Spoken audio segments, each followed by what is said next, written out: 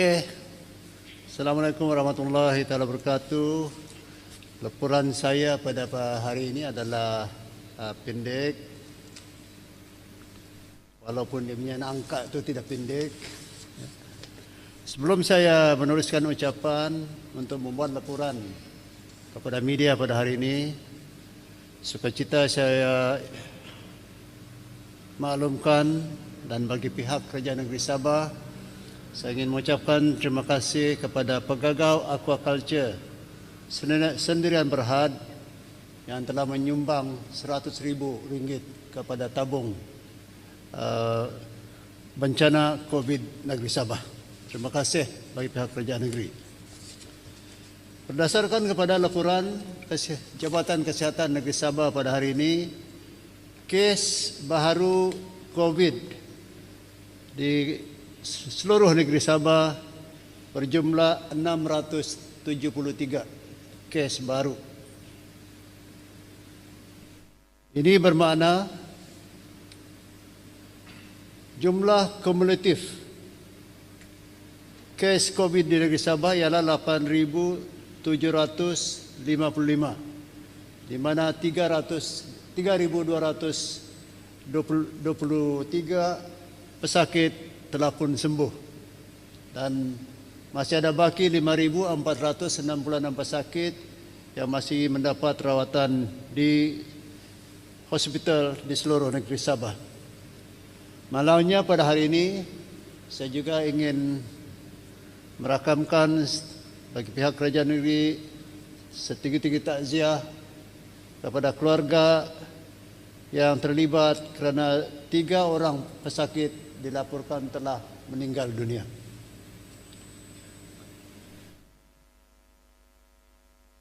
Kes baharu mengikut pecahan daerah pada hari ini. Kota Kinabalu 289. Nanti saya akan maklumkan dan jelaskan kemudian kenapa ini terlalu tinggi, ya. Tawau 130. Sempurna 63. Sendakan 52. Lahadatu 28. Kunak 24. Kudat 15. Kota Belud 10. Kutatan 9. Papar 9, Ranau 8, Beaufort 8, Tuaran 7, Pinampang 7, Tembunan 4, Keningau 3, Kinabatangan 3, Kuala Penyu 1, Sepitang juga 1, Kota Merudu juga 1, begitu juga Telupit hanya 1, dan tidak ada kes-kes baru COVID-19 yang dilaporkan di Pitas, Tenem, Beluran, Nabawan dan Tongod pada hari ini. Tadi saya telah menyatakan bahawa kes yang paling tinggi di Sabah pada hari ini ialah di Kota Kinabalu. Ingin saya maklum, yaitu 289. Ingin saya maklumkan daripada jumlah tersebut, yaitu 289, 231 datang daripada satu kluster, yaitu kluster penjara, ya, seperti mana yang saya nyatakan kemarin, ya. Dan kawasan ini telah pun dimasukkan di bawah PKPD, ya, bermakna kawasan ini kawasan penjara dan juga tempat quarters bagi pegawai-pegawai penjara yang berdekatan adalah di bawah lockdown atau apa yang dipanggil sebagai PKPD, ya. Jadi saya simpulkan sekali lagi, kes keseluruhan negeri Sabah pada hari ini ialah 673, kematian 3, dan seperti mana yang saya jelaskan tadi terdapat satu kluster baru. Cuma satu berita yang agak memberangsangkan, tidak ada daerah yang menjadi zon merah yang baru pada hari ini. Bagi memastikan aktiviti pertanian dan perikanan berterusan dan berjalan dengan teratur. Perincian SOP di bawah bidang kuasa Kementerian Pertanian dan Perikanan juga telah kita keluarkan pada hari ini sebagai satu panduan kepada orang ramai. Ya. Kemarin saya telah menyatakan setiap kementerian akan mengeluarkan SOP-nya sendiri, panduan agar memudahkan mereka yang terlibat untuk bekerja semasa tempoh PKPB ini. Manakala SOP bagi aktiviti perkilangan dan pembuatan di bawah bidang kuasa Kementerian Pembangunan Perindustrian juga telah pun dikeluarkan ataupun dikeluarkan.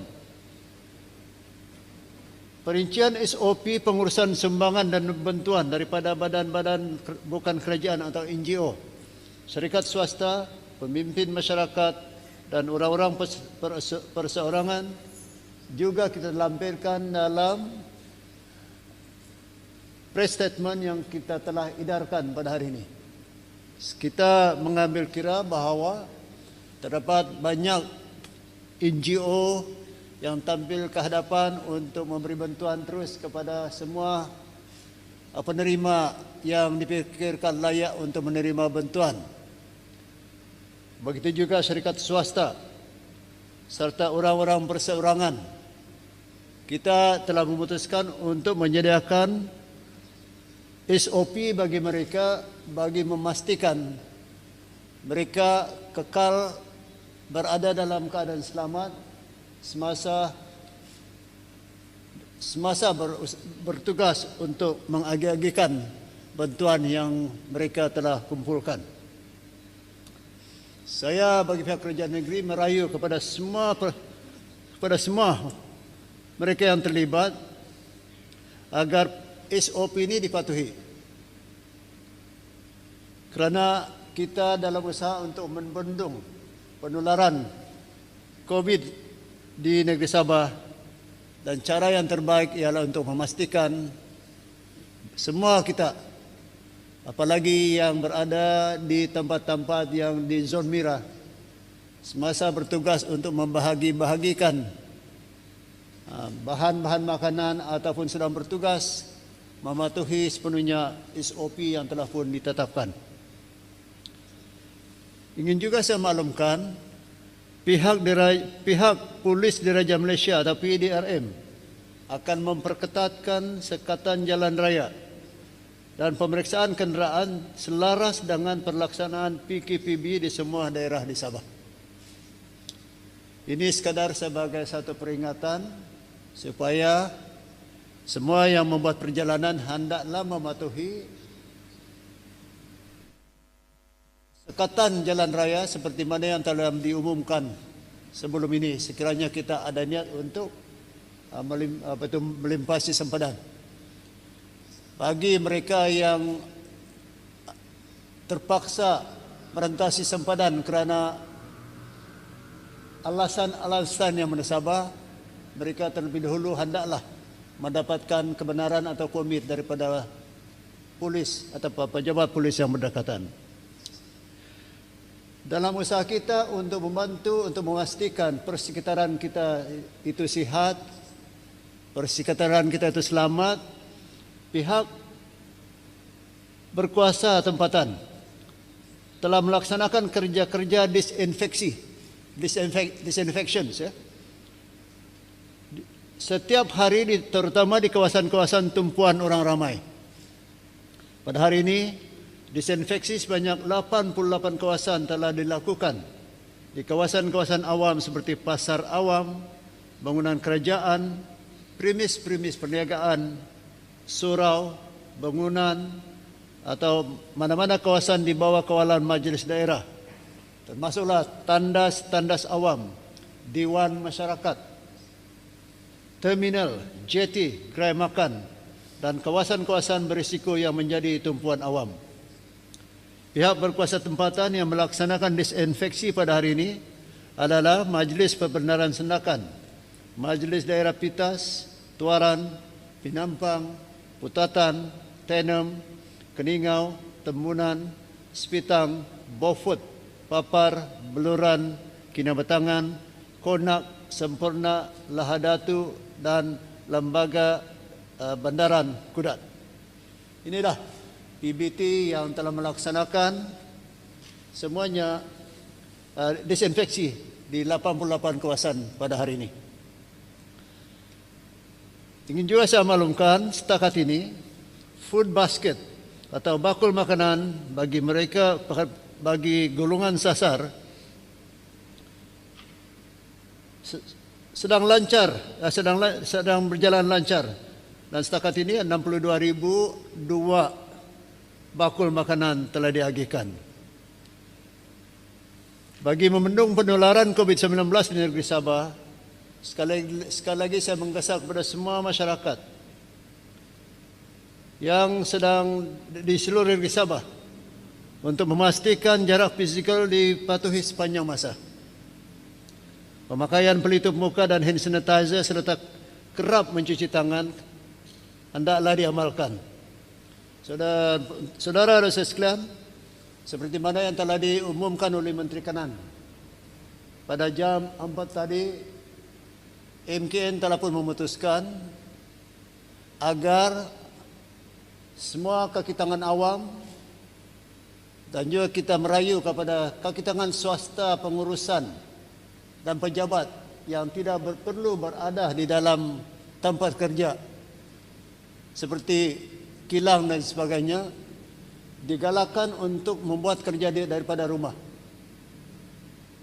Kalau saya boleh ulangkan,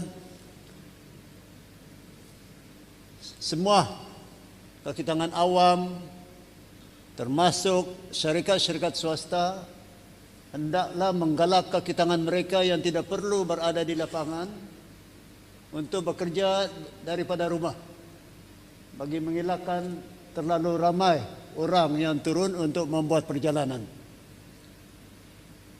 ya, yang tidak perlu berada di lapangan, ya. Arti dia, kalau kilang itu, sebuah kilang itu beroperasi, pihak pengurusan dan pentadbiran boleh meneruskan kerja mereka di rumah dan tidak perlulah datang ke pejabat untuk tujuan itu. Ini kita harapkan akan dapat mengurangkan jumlah mereka yang membuat perjalanan di tempat-tempat kita. Itulah laporan ringkas saya pada hari ini, dan kalau ada soalan, di sebelah kiri saya Dr. Rashid, Timbalan Pengarah Perubatan, dan di kanan ialah Setiausaha Kerajaan Negeri Datuk Seri Panglima Safar, Haji Safar. Kalau ada soalan, silakan boleh diajukan kepada saya ataupun kepada Dr. Rashid dan juga kepada Setiausaha Kerajaan Negeri.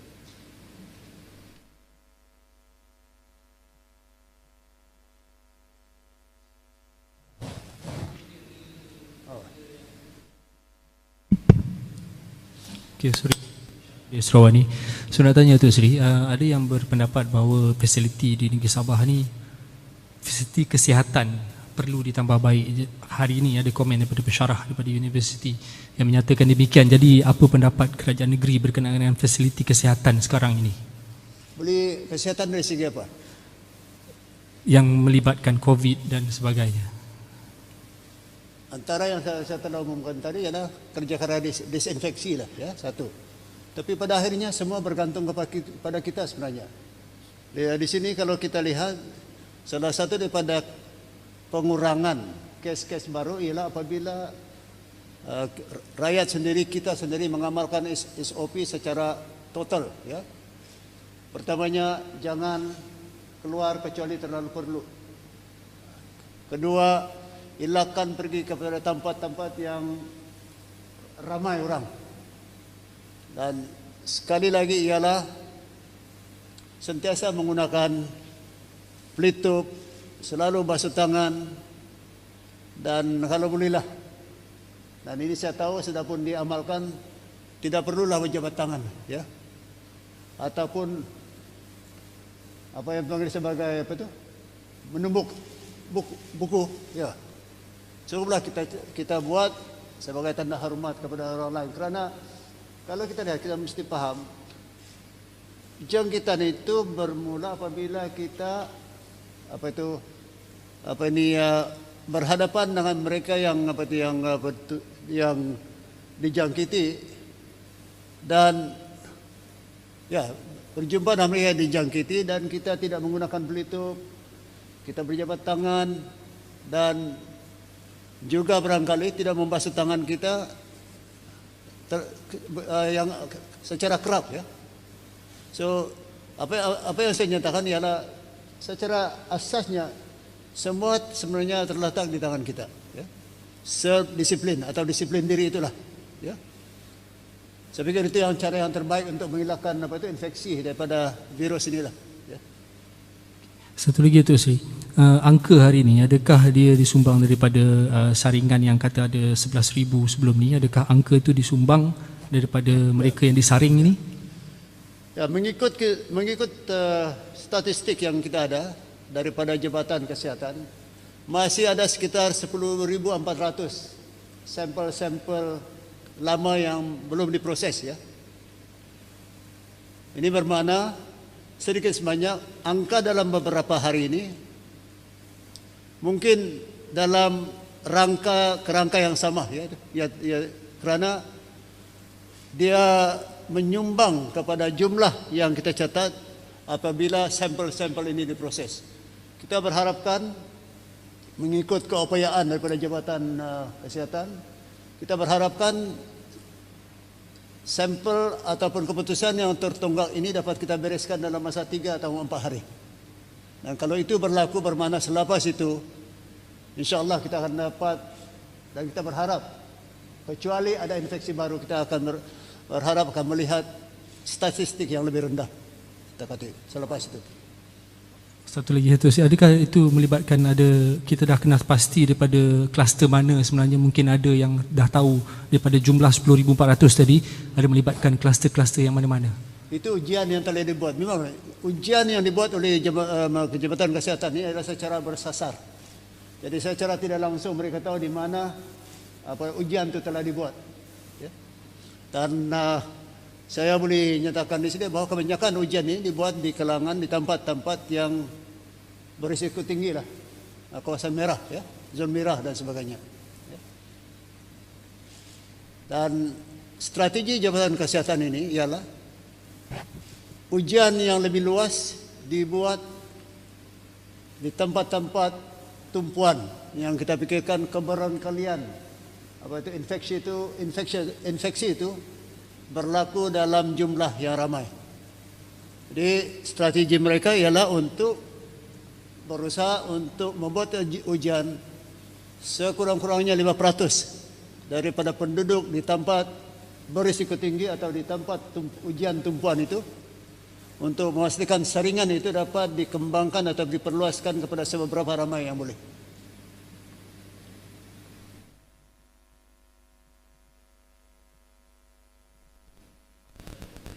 Dari Sinju Daily, Datuk, yang 22 hari bulan kan mereka swab test kan, adakah dari negeri Sabah kita punya lab mempunyai kapasiti yang membolehkan mereka buat supaya mereka boleh terus bekerja? Sorry, boleh ulang balik.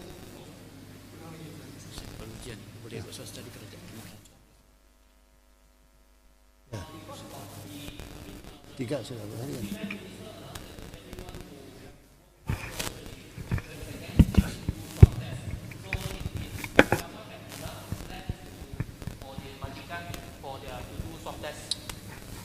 Ini ya, seperti mana saya jelaskan kemarin, sebenarnya saya telah umumkan, Kementerian Kesihatan telah pun melantik 3 hospital dan juga lab swasta untuk membantu dalam memproses ini. Dan kerana itulah kita andaikan kes-kes tertunggak ini dapat kita bereskan dengan segera kerana keupayaan mereka untuk memproses lebih banyak sampel yang telah dihantar. Tapi berbandingkan dengan tunggakan sampel yang sebanyak 10,000 lebih, kalau pekerja yang perlu bekerja lepas 22 hari bulan mereka mau buat swab test kan, adakah ini akan memberatkan beban lab untuk menjalankan testing? kita boleh buat sebenarnya, kita boleh buat ujian di hospital swasta. Mereka juga ada apa tu? Ada kemudahan dan fasilitas. Ya. Saya ingat dia tidak akan memberi kesan yang terlalu berat kepada keupayaan kita untuk membuat ujian lah. Is there possible for us to know, I mean, the capacity for the private sector, how many sample they can handle per day?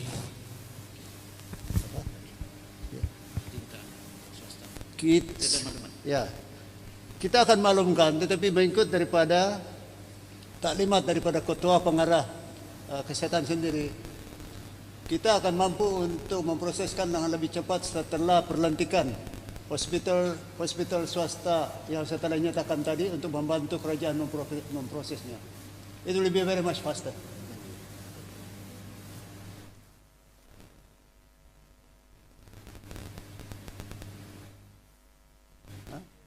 Okay. Terima kasih banyak. Macam sunyi pula sekarang.